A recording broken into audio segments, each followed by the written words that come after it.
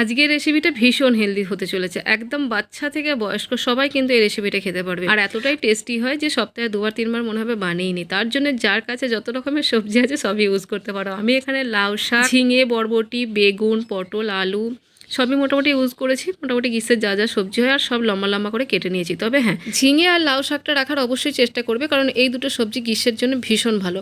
তো চলো এবার রেসিপিটা স্টার্ট করা যাক। তো প্রথমেই খুব সামান্য একটু সর্ষের তেল নিয়ে নিয়েছি বড়ি ভাজবো বলে, আর এই বড়িটা কিন্তু অবশ্যই অ্যাড করে। এটা যদি দিতে না চায় তাহলে মটর ডাল বা ছোলার ডাল বেটে একটু বড়া করেও দিতে পারে তরকারিটা টেস্টি আনার জন্য।